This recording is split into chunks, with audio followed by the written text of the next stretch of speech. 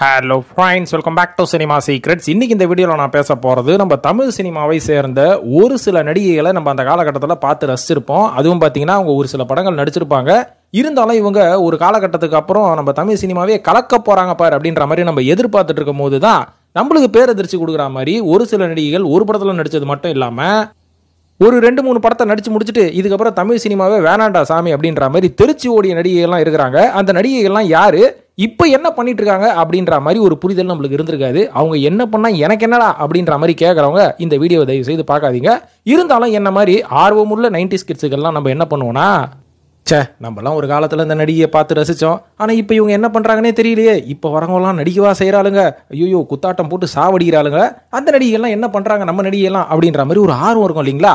அந்த ஆர்வத்தை பூர்த்தி பண்ணும் விதமாக இந்த வீடியோவில் அந்த காலத்து அந்த 90s கிட்ஸ் நடிகைகள்லாம் இப்போ என்ன பண்ணிட்டு இருக்காங்க அப்படின்ற மாதிரி ஒரு சில இன்ட்ரெஸ்டிங்கான விஷயத்தை இந்த வீடியோவில் நான் பகிர போகிறேன் நண்பர்களே.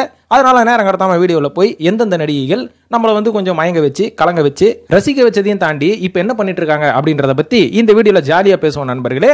இப்போ இந்த லிஸ்ட்ல முதலாவதா சொல்ல போற நடிகை யார் அப்படின்னு பார்த்தீங்கன்னா, இந்த குணா அப்படின்ற ஒரு படம் பார்த்துருப்போம் பார்த்தீங்களா, நம்ம கமலஹாசன் அவர்களின் ஒரு அற்புதமான ஒரு கல்ட்டு ஃபிலிம். இந்த படத்துல ரோஷினி அப்படின்ற ஒரு நடிகை நடிச்சிருப்பாங்க, அபிராமி அப்படின்ற ஒரு கேரக்டர்ல. இந்த நடிகை பார்த்தீங்கன்னா தமிழ்ல எனக்கு தெரிஞ்ச வரைக்கும் கிடையாது, கமல் அவர்களுக்கு தெரிஞ்ச இந்த பொண்ணு இந்த படத்தோட ஓடி போச்சு. இதுக்கு முக்கியமான காரணம் என்ன அப்படின்றத பத்தி நம்ம தெளிவா பேசுவோம். மற்றும் இந்த படம் எப்படி ஆரம்பிச்சதுன்னு பார்த்தீங்கன்னா, முதல்ல இந்த படத்தோட இயக்குனர் சந்தான பாரதி அவர்கள் இதை ஒரு இலங்கை சம்பந்தப்பட்ட ஒரு மனிதன் ஒரு இளைஞனோட படமா எடுக்கலாம் அப்படின்ற மாதிரி முயற்சி பண்ணியிருக்காருங்க. இந்த படத்தோட முதல் கதை என்ன கதை அப்படின்னு பார்த்தீங்கன்னா, இலங்கையில் இருக்கக்கூடிய மென்டலி டிஸ்டர்ப்டு மேன் என்ன பண்றாரு அப்படின்னு பார்த்தீங்கன்னா, அந்த காலகட்டத்தில் இலங்கையில் போர் வரும்போது அவரை ஒரு என்ஆர்ஐ உமன் காப்பாற்றின மாதிரியும் அந்த என்ஆர்ஐ உமன் மேலே இவருக்கு ஒரு காதல் வந்த மாதிரியும் தான் அந்த கதையை எழுதியிருந்தாங்க, மதிகெட்டான் சோலை அப்படின்ற ஒரு பேர்ல. இதுக்கப்புறம் காலப்போக்கில் இந்த படம் குணா அப்படின்ற மாதிரி டைட்டில் மாறி நம்ம இந்தியாவிலே பண்ணுவோமே அப்படின்ற மாதிரி இந்த படத்தை பண்ணியிருந்தாங்க. ஸோ இந்த படத்துக்கு ரோஷினி அவர்கள் தான் கரெக்டாக இருப்பாங்க அப்படின்ற மாதிரி கமல் அவர்கள் முடிவு பண்ணியிருக்காரு. எப்படி முடிவு பண்ணியிருக்காரு அப்படின்னு பார்த்தீங்கன்னா, ரோஷினி அவர்கள் ஆரம்பத்தில் பாம்பேல தான் பிறந்து வளர்ந்துருக்காங்க. அந்த காலகட்டத்தில் உங்களுக்கு நடிப்பில் ஆர்வம் இருந்த காரணனால தைசி இரானி அப்படின்ற ஒருத்தரோட ஆக்டிங் கிளாஸில் சேர்ந்து ஆக்டிங்லாம் கற்றுக்கிட்டு அந்த காலகட்டத்தில் ஒரு சில டிவி சீரியல்ஸு, அதுக்கப்புறம் கமர்ஷியல் ஆட் ஃபிலிம்ஸு, இந்த மாதிரி நிறைய பண்ணிட்டு இருந்திருக்காங்க பேஷனாக. இந்த மாதிரி பண்ணிட்டு இருக்கும் போது நம்ம கமல் அவர்களோட கண்ணில் மராத்தி படம் ஒன்று பார்த்துருக்காரு. அந்த மராத்தி படத்தில் ரோஷினி அவர்கள் நடிச்சிருக்கிறாங்க. நடிச்ச உடனே இந்த பொண்ணு தான்ப்பா இந்த கேரக்டருக்கு கரெக்டாக இருக்கும் அப்படின்ற மாதிரி இவரும் என்னென்னமோ குட்டிக்காரன் நடிச்சு பார்த்துருக்காரு. ஆனால் பெருசாக இந்த பொண்ணு பெருசாக இன்ட்ரெஸ்டே காமிக்கல. அதுக்கப்புறம் அவரோட மனைவியான சரியா இருக்காங்க பார்த்தீங்களா, இவங்க கிட்ட சொல்லி அந்த பொண்ணை எப்படியாவது கன்வின்ஸ் பண்ணி நீ கூட்டிட்டு வா அப்படின்ற மாதிரி சரிகா அவர்கள் பேசினதுக்கு அப்புறமா தான் ரோஷினி அவர்கள் கடைசியாக ஒத்துக்கிட்டாங்களாம். ஒத்துக்கிட்டதுக்கு அப்புறம் இந்த ஒரு படம் மட்டும் தான் நடிச்சிருக்காங்க. இதுக்கப்புறம் பார்த்தீங்கன்னா மறுபடியும் பாலிவுட்டுக்கு போயிட்டு அங்கே மறுபடியும் டிவி சீரியலு கமர்ஷியல்லாம் நடிக்க ஆரம்பிச்சவங்களுக்கு ஏகப்பட்ட வாய்ப்புங்க தமிழில். இவ்வளவுயாங்க நம்ம கமலஹாசன் அவர்களே தொடர்ந்து அவங்களை ஒரு 2-3 படத்தில் கமிட் பண்ணலாம் அப்படின்னு சொல்லி அவர் தயாரித்த மகளிர் மட்டும் படத்தில் ரேவதி கேரக்டர் நான் உங்களுக்கு கொடுக்குறேன் அப்படின்ற மாதிரி சொல்லியிருக்காரு. அதையும் அவங்க ரிஜெக்ட் பண்ணியிருக்காங்க. அதுக்கப்புறம் கமல் அவர்கள் ஏற்கனவே பூஜை போட்ட ஒரு படத்துக்கு கூட உன்னை ஹீரோயினா போடுறேன்னு சொன்னதுக்கு வேணாம் ஆள விட்றா சாமி அப்படின்ற மாதிரி இவங்க தமிழ் இண்டஸ்ட்ரியே வேணான்னு சொல்லிட்டு போயிருக்காங்க. இதுக்கப்புறம் ஒரு காலகட்டத்துக்கு அப்புறம் ஒரு என்ஆர்ஐ யூஎஸ்ஏவை சேர்ந்த ஒரு ஐடி இன்ஜினியர் யாரையோ கல்யாணம் பண்ணி ஹோம் மேக்கராக செட்டில் ஆகிட்டாங்களாம்ப்பா. அதனால ரோஷினி அவர்கள் மறுபடியும் கம்பேக் கொடுக்க வாய்ப்பு இல்லை, சினிமா பக்கம் வரத்துக்கான வாய்ப்புகளே இல்லை அப்படின்ற மாதிரி நம்ம சொல்லிடலாம். ஏன்னா இப்போ ஃபேமிலி யூஎஸ்ல ஃபேமிலியோட ரொம்ப ஜாலியாக இருக்கிறாங்க ரோஷினி அவர்கள். இதுதான் அவங்களோட எனக்கு தெரிஞ்ச சின்ன வரலாறு அப்படின்ற மாதிரி நான் சொல்லுவேன். இப்போ இவர்களை தொடர்ந்து சமீபத்தில் ஒரு நடிகை வந்தாங்கப்பா, இந்த பிரின்ஸ் அப்படின்ற ஒரு படம் பார்த்துருப்பீங்க. இந்த பிரின்ஸ்ல ஒரே ஒரு படம் தான் நடிச்சது இந்த பொண்ணு. இதுக்கப்புறம் இது என்ன ஆச்சு, ஏமி ஜாக்சன் கூட தமிழில் ஒரு படம் என்ட்ரி கொடுத்துட்டு ஏகப்பட்ட படங்கள் இங்கே கமிட் ஆனாங்க. ஆனால் இந்த பொண்ணு பார்க்கறதுக்கு பாண்டிச்சேரி பீஸ் மாதிரி ரொம்ப அழகா இருந்தது. ஏன் சிவகார்த்திகேயன் அவர்களோட நடிச்சதுக்கு அப்புறம் ஒரேடியா போயிடுச்சு. இந்த பொண்ணு யார் அப்படின்னு கேட்டீங்கன்னா, இவர்களின் பெயர் தான் மரியா ரபசோப்கா அப்படின்ற மாதிரி சொல்றாங்க. அந்த கேரக்டர் அந்த படத்தோட நடிச்ச கேரக்டர் ஜெசிகா. ஸோ பேசிக்கலி இவங்க உக்ரைன் நாட்டை சேர்ந்தவங்க தான். ஸோ உக்ரைன் நாட்டில் இருந்து நேராக அந்த பொண்ணு வெளியேறுன்னு இருக்குது அப்படின்னு சொல்லி கூட்டின்னு நடிக்க வச்சாங்களா அப்படின்னு கேட்டிங்கன்னா அதுதான் கிடையாது. நம்ம சிவகார்த்திகேயன் அவர்களோட கம்பேர் பண்ணால் இந்த பொண்ணுக்கு ஏகப்பட்ட ஸ்டேஜ் ட்ராமா மற்றும் சினிமா வாய்ப்பு அப்படின்றதையும் தாண்டி சினிமா நாலேஜ் ஏகப்பட்டது இருக்குது. அதுக்கு கரெக்டாக அஸ்திவாரம் போட்டு இந்த பொண்ணு ஒரு சில விஷயங்கள் பண்ணதுக்கு அப்புறமா தான் இந்த பிரின்ஸ் படத்தில் நடிச்சிருக்காங்க. ஏன்னா ஆரம்பத்தில் இவங்க உக்ரைனில் பிறந்து வளர்ந்து படித்தது எல்லாமே அங்கே தான். அதுக்கப்புறம் பார்த்தீங்கன்னா அங்கே டெலிவிஷன் மற்றும் சினிமா ஆக்டிங் கோர்ஸ் ஒன்று படிச்சிருக்காங்க ஒரு மிகப்பெரிய இன்ஸ்டியூட்டில். அதில் அவங்க ஒரு ட்ரெயின் ஆர்டிஸ்டாகவும் மாறி இருக்கிறாங்க. அது மட்டும் இல்லாமல் ஸ்கூலிங் உக்ரைனில் இருக்கக்கூடிய ஸ்கூல் 23 அப்படின்ற ஒரு விஷயம் படிச்சிருக்காங்க, அந்த ஸ்கூலில் படிச்சிருக்காங்க. அதுக்கப்புறம் 2008 வருஷம் பேலே டான்ஸ்லாம் ப்ராக்டிஸ் பண்ணியிருக்காங்க. 2014 வருஷம் விளங்காத ஒரு யூடியூப் சேனல் ஆரம்பிச்சு அதில் ஷார்ட் ஃபிலிமாக அடித்து தள்ளிட்டு இருக்கிறாங்களா. ஆனால் பார்த்தீங்கன்னா பெருசாக எந்த சப்ஸ்கிரைபர்ஸும் கிடையாது. பார்க்கறதுக்கு வாய்ப்பு இருந்தால் பாருங்க. இந்த பொண்ணோட யூடியூப் சேனல் பேர் என்ன, மரியா ரபசோப் கா அப்படின்னு டைப் பண்ணி பாருங்க வருதா என்னன்னு. இந்த மாதிரி தன்னோட திறமையை வெறும் யூடியூப் வழியா காமிச்சிட்டு இருந்தவங்களுக்கு மிகப்பெரிய வாய்ப்பெல்லாம் வர ஆரம்பிச்சிருக்குது. அவங்க உக்ரைன்லேயே பார்த்தீங்கன்னா ஏர் அப்படின்ற ஒரு படம் பண்ணாங்க. அந்த படத்துக்கு இன்டர்நேஷனல் ஃபிலிம் ஃபெஸ்டிவலில் அவார்ட்லாம் கிடைச்சிதான். இதுக்கப்புறம் பார்த்தீங்கன்னா திருப்பி உக்ரைனில் போய் ஈத்தர் அப்படின்ற ஒரு படம் 2018 வருஷம் நடிச்சாங்க. அந்த படமும் மிகப்பெரிய வரவேற்பு கிடைச்சிது. இதுக்கப்புறம் 2021 தான் த ஹிம்மத் ஸ்டோரி ஸ்பெஷல் ஆப்ஸ் அப்படின்ற ஒரு படம், ஒரு வெப் சீரிஸ் வந்து நடிச்சாங்க. இங்க அதில் வந்து அவங்களுக்கு கொஞ்சம் ரெகக்னைசேஷன் கிடைச்சது அப்படின்ற மாதிரி சொல்லப்படுது. இதுக்கப்புறம் தான் 2022 வருஷம் பிரின்ஸ் படத்தில் நடிச்சாங்க. நடிச்சதுக்கப்புறம் இப்போ என்ன பண்ணிட்டு இருக்காங்க அப்படின்னு பார்த்தீங்கன்னா மறுபடியும் யூடியூப்ல போய் வீடியோ போட ஆரம்பிச்சிட்டாங்களாம். படத்தில் எதுவும் கமிட் ஆகாம. மூன்றாவதா சொல்ல போறது நீத்து சந்திரா அவர்கள். இப்பதானப்பா பார்த்தேன் டிவியில், சன் டிவில எல்லாம் அவங்களை பத்தி படம்லாம் போட்டுக்கிட்டு இருக்காங்க. இந்த தீராத விளையாட்டு பிள்ளைலாம் பார்த்தேன். இந்த பொண்ணு நான் காணா போயிடுச்சு அப்படின்றீங்க. ஏப்பா ஒரு நியூஸ் சொல்லட்டுமா இந்த மாதிரி யோசிக்கிறவங்களுக்குலாம்? ஏன்னா நானே நிறைய தடவை யோசிச்சேன், அடிக்கடி பார்த்துட்டு இருக்கிறேன். ஒரு 2 வாரத்துக்கு முன்னாடி கூட நைட் வந்து ஆதி பகவான் படம் போட்டாங்க. அதில் கூட அந்த பொண்ணு நல்லா நடிச்சிட்டு இருந்தது. இது எங்க காணா போச்சு அப்படின்னு கேட்டீங்கன்னா 2017 வருஷம் தான் அவங்க கடைசியா தமிழ் படம் நடிச்சாங்க. அதுவும் தமிழ் படத்துல ஹீரோயினா நடிகல, சிங்கம் 3 படத்துல ஐட்டம் டான்ஸ் தான் ஆடினாங்க. அவங்க வந்து நம்மளுக்கு தெரிஞ்ச வரைக்கும் கடைசியா நடிச்சது இந்த ஆதி பகவான் தான். இதுக்கப்புறம் பாத்தீங்கன்னா தமிழ் சினிமா பக்கமே வரல. 2017 ஐட்டம் டான்ஸ் ஆடினவங்க இது என்ன வருஷம் ஆகுது யோசிச்சு பாருங்க. இன்னும் இந்த பக்கமே திரும்பி வரலனா காணா போயிட்டாங்க அப்படின்ற ஒரு லிஸ்ட்ல தான் சேர்க்கணும். ஸோ பேசிக்கலி இவங்க வந்து பிறந்து வளர்ந்தது எல்லாமே பீகார்ல தான். பிளாக் பெல்ட் வாங்கியிருக்காங்க, கராத்தேல 2 வாட்டி வாங்கியிருக்காங்க. ஸோ இந்த மாதிரி நல்ல திறமை இருக்கக்கூடிய நடிகை வந்து ஏகப்பட்ட இந்தி படங்கள்ல சின்ன சின்ன கதாபாத்திரங்கள் நடிச்சாலும் முதல்ல இவங்க நடிச்ச தமிழ் படமே என்னன்னு பார்த்தீங்கன்னா யாவரும் நலம் அப்படின்ற ஒரு படம் தான். இந்த படம் வந்து ஒரு நல்ல வெற்றி படமா அமைஞ்சது. இதுக்கப்புறம் பார்த்தீங்கன்னா தீராத விளையாட்டு பிள்ளை, யுத்தம் செய் அப்படின்ற படத்துலலாம் கொஞ்சம் டான்ஸ் எல்லாம் ஆடிட்டு ஆதிபவன்ல ஒரு நல்ல கேரக்டர் பண்ணாங்க. ஆனால் வேலைக்கு ஆகாம போச்சு. இப்போ என்ன பண்ணிட்டு இருக்காங்க அப்படின்னு பார்த்தீங்கன்னா இப்போ ஹாலிவுட்டுக்கு போயிட்டாங்க. இங்கிலீஷ் படம் நடிச்சிட்டு இருக்காங்க.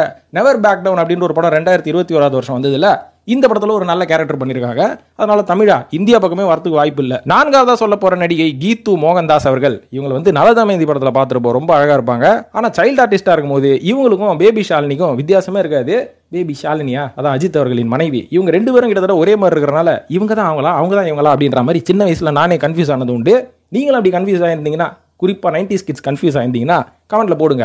ஸோ இவங்க வந்து ஒரு சைல்ட் ஆர்டிஸ்டா மலையாளத்தில் ஆரம்பிச்சு பொம்முக்குட்டி அம்மாவுக்கு அப்படின்ற ஒரு படம்லாம் நடிச்சதுக்கு அப்புறம் இவங்க வளர்ந்ததுக்கு அப்புறம் நடித்த முதல் படம் மலையாளத்தில் எதுன்னு பார்த்தீங்கன்னா லைஃப் இஸ் பியூட்டிஃபுல் அப்படின்ற ஒரு படம் தான்.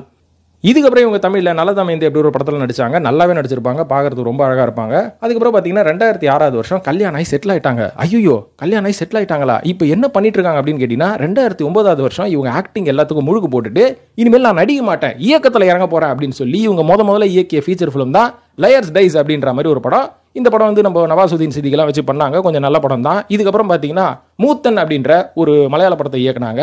இப்போ என்ன பண்ணிட்டு இருக்காங்க தெரியுங்களா? யஷ் அவர்களை வச்சு கனடால டாக்ஸிக் அப்படின்ற ஒரு மிகப்பெரிய பட்ஜெட் கேங்ஸ்டர் படத்தை இயக்கிட்டு இருக்காங்க அம்மனி. 5வதா நடிகை உமா சங்கரி அவர்கள். அந்த காலத்து 90s கிட்ஸ்க்குலாம் தெரியும். இந்த சொக்கத்தங்கம் படம் பார்த்தவங்க, அதுக்கப்புறம் வானவில் படம் பார்த்தவங்க, வீரநடை போன்ற படங்கள்லாம் பார்த்தவங்களுக்கு ரொம்ப அழகான ஹோம்லியான ஒரு நடிகை. இவங்களோட அம்மா கூட ஒரு பழங்காலத்து நடிகை தான், சுமித்ரா அப்படின்றவங்க. ஸோ இவங்களும் பார்த்தீங்கன்னா கிட்டத்தட்ட ஒரு 2005 வரைக்கும் கொஞ்சம் ஆக்டிவாக இருந்தாங்க தமிழ் சினிமாவில். அதுக்கப்புறம் பார்த்தீங்கன்னா ரொம்ப நாளாக ஆளையே காணோம். இப்போ என்ன பண்ணிட்டு இருக்காங்க அப்படின்னு நம்மளுக்கு தெரியாத அளவுக்கு இவங்க தமிழ் சினிமா விட்டு ரொம்ப விலகிட்டாங்க. 2006 ஒரு சாஃப்ட்வேர் இன்ஜினியர் பெங்களூரை சேர்ந்து ஒரு கல்யாணம் பண்ணி செட்டில் ஆயிட்டாங்களாம். அதுக்கப்புறம் 2007 எந்த படத்துலையும் நடிக்கிறது இல்லை. கடைசியாக 2022 வருஷம் ரிலீஸ் ஆன வலிமை படத்தில் ஒரு சின்ன கதாபாத்திரம் பண்ணியிருந்தாங்க. அதுக்கப்புறம் அந்த கேரக்டர் கூட அவங்களோட அம்மா, அதாவது அஜித் அவர்களோட அம்மாவை நடிச்சிருப்பாங்க பார்த்தீங்களா, சுமித்ரா, அவங்களோட பொண்ணு தான் இவங்க. அவங்க அம்மா வந்து இன்சிஸ்ட் பண்ணனால தான் வலிமை படத்தில் அந்த சின்ன கேரக்டரை அவங்க பண்ணாங்க. இப்போ மறுபடியும் சினிமாவே வேணான்னு சொல்லி பெங்களூர்ல செட்டில் ஆயிட்டு இருக்காங்க. இனிமேல் நடிக்கிறதுக்கெல்லாம் பெருசாக வாய்ப்பு கிடையாது. இப்போ இவர்களை தொடர்ந்து 6வதா சொல்ல போற இன்னொரு நடிகை யாருன்னு பார்த்தீங்கன்னா இந்த ஜே படத்தில் நடிச்ச அமோகா பிரியங்கா கோத்தாரி அப்படின்றதான் இவங்களோட உண்மையான பேரு. இவங்க கூட ஜே படம் ரிலீஸ் ஆன புதுசுல ஏகப்பட்ட படத்தில் தமிழில் கமிட் ஆயிடுவாங்கப்பா. போப்பா இந்த பொண்ணு ஒரு ரவுண்டு வரப்போகுது அப்படின்னு நினைச்சா இவங்களுக்கு பதிலாக பூஜா ஒரு ரவுண்டு வந்தாங்க. இவங்க ஏன் ரவுண்டு வரல அப்படின்னு கேட்டா அதுக்கு பின்னாடி அந்த காலகட்டத்தில் ஒரு கிசு வந்தது. என்னன்னா சரண் அவர்கள் தான் இவங்களை வந்து இந்த படத்தில் அறிமுகப்படுத்தினாரு. ஆனால் சரண் அவர்களுக்கு இவங்களை அறிமுகப்படுத்தினது யாருன்னு பார்த்தீங்கன்னா நம்ம மேடி மாதவன் அவர்கள் தான். ஏன்னா மாதவன் அவர்கள் இவங்க மாடலிங் பண்ணும்போது ஏதோ ஒரு மேகசின்ல உங்களோட போட்டோவை பார்த்துருக்காரு, இந்த பொண்ணு ஜே படத்துக்கு கரெக்டாக இருக்குமே அப்படின்னு நம்ம மேடி அவர்கள் தான் சரண் கிட்ட ரெக்கமெண்ட் பண்ணதா சொல்லப்படுது. இதுக்கப்புறம் தான் சரண் அவர்கள் இந்த பொண்ணை பார்த்துட்டு சரி ஓகே கரெக்டாக இருக்கும் அப்படின்னு ஆடிஷன்லாம் பண்ணி இந்த படத்தில் வந்து உள்ள தள்ளி விட்டுருக்காங்க. அதுக்கப்புறம் உள்ள வந்தவொன்னே தான் ஆக்டிங்கே சரியில்லையா, இந்த பொண்ணை நடிகை வைக்கிறதுக்குள்ள போதும் ஆயிடுச்சுப்பா போப்பா அப்படின்ற அளவுக்கு மலம் உளைச்சலுக்கு ஆராயிட்டாரு நம்ம சரண் அவர்கள். இதுக்கப்புறமா சரி இந்த பொண்ணை அடுத்ததான் நம்ம இயக்கக்கூடிய படத்தில் ஏதாச்சும் வாய்ப்பு கொடுக்கலாம் அப்படின்னு சொல்லி அஜித் அவர்கள் நடித்த அது என்னங்க படம், பொள்ளாச்சி இளநீர்னு ஒரு பாட்டு வருமே, அந்த படமா அட்டகாசம், அந்த படத்தில் வந்து ஆடிஷன் பண்ணியிருக்காரு. நடிப்பு சுத்தமாக தேராதனால உனக்கு நடிக்கவே தெரியலப்பா அப்படின்ற மாதிரி சரண் அவர்கள் துரத்தி விட்டதுக்கு அப்புறம் ஹிந்தியில் போய் ஒரு சில படங்கள் நடிச்சிருக்காங்க. நடிகை தெரிஞ்சாதானங்க எங்க இருந்தாலும் பிழைக்க முடியும். நடிகை தெரியாம வெள்ளத்தோல காமிச்சு டான்ஸ் ஆடினா யார் கண்டுப்பா? அந்த மாதிரி கண்டுக்காத விட்டனால கடைசியில் ஐட்டம் டான்ஸரா மாதிரி ஒரு சில படங்கள் நடிச்சிட்டு இருந்தாங்க. அதுக்கப்புறம் இந்த சினிமாவே நம்மளுக்கு வேலைக்கு ஆகாது அப்படின்னு சொல்லி கடைசியா இப்போ அவங்களும் ஒருத்தரை கல்யாணம் பண்ணி செட்டில் ஆயிட்டாங்களாம். அதனால இன்னைக்கு தமிழுக்கு இல்லைங்க, எந்த ஒரு மாநில எந்த ஒரு லாங்குவேஜ் படத்துலையும் அவங்க நடிக்கிறதுக்கான வாய்ப்புகள் இல்லை.